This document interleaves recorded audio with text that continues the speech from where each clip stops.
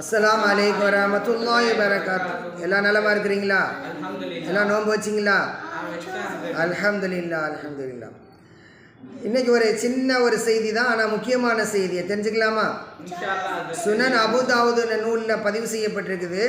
இர்பாப் இப்னு சாரியா ரலியல்லாஹு அன்ஹு சொல்கிறாங்க, தஆனி ரசூலுல்லாஹி ஸல்லல்லாஹு அலைஹி வஸல்லம் இல சஹூரி ஃபீ ரமலான் ஃபகால ஹலும்ம இலல் கதாயில் முபாரக் அப்படின்னு சொன்னாங்க.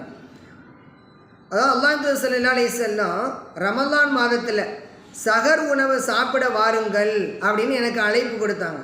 அப்படி அழைப்பு கொடுக்கும்போது எப்படி ஒரு வார்த்தையை சொன்னாங்க, ஹலும்ம இலல் கதாயில் முபாரக், முபாரக்கான அருள்வளம் நிறைந்த பரக்கத் நிறைந்த காலை உணவு உட்கொள்ள வாருங்கள் அப்படின்னு நபி ஸல்லல்லாஹு அலைஹி வஸல்லம் அழைத்தாங்க அப்படின்னு இர்பாப் இப்னு சாரியா ரலியல்லாஹு அன்ஹு சொல்கிறாங்க. அப்போ இந்த உணவு மிக முக்கியமானது. சஹர் உணவு இருக்குதே, அது பரக்கத்தான உணவு. 4லிருந்து 5 மணி வரைக்கும் இந்த குறிப்பிட்ட நேரத்தில் நம்ம சாப்பிட்றோம். சஹர் நேரம் சென்னையில் நம்ம 4 to 5 இந்த நேரத்தில் சாப்பிட்றோம்.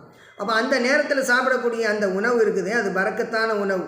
அதனால தான் அந்த நேரத்தில் சாப்பிடக்கூடிய உணவை வைத்து மட்டும் நம்ம சாயங்காலம் 6:20 வரைக்கும் நம்ம பசியை தாங்கிட்டு இருக்கிறோன்னு சொன்னால் அதுக்கு முடியுது அப்படின்னு சொன்னால் அதுக்கு காரணம் என்ன?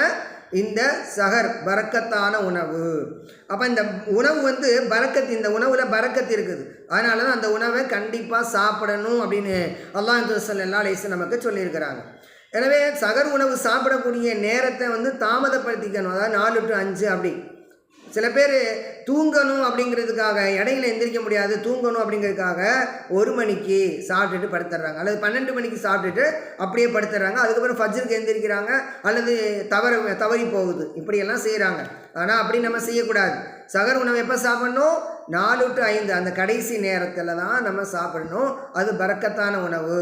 அந்த பரக்கத்தான உணவை நம்ம ஒவ்வொரு நாளும் சாப்பிட்டு துஆ செய்து கொள்ள வேண்டும். அந்த சஹர் நேரத்தில் நம்மளால் என்னென்ன முடியுமோ அந்த அளவுக்கு நம்மளால் இயன்ற நல் அமல்களை செய்யணும், துஆ செய்யணும்.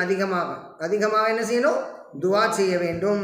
சஹர் உணவு சாப்பிடும்போது மீடியமான உணவு, நடுநிலையான உணவு சாப்பிடணும். அதாவது நடுநிலையான அளவு சாப்பிடணும். ரொம்ப அதிகமாக நம்ம சாப்பிடணும் அப்படிங்கிற அவசியம் இல்லை.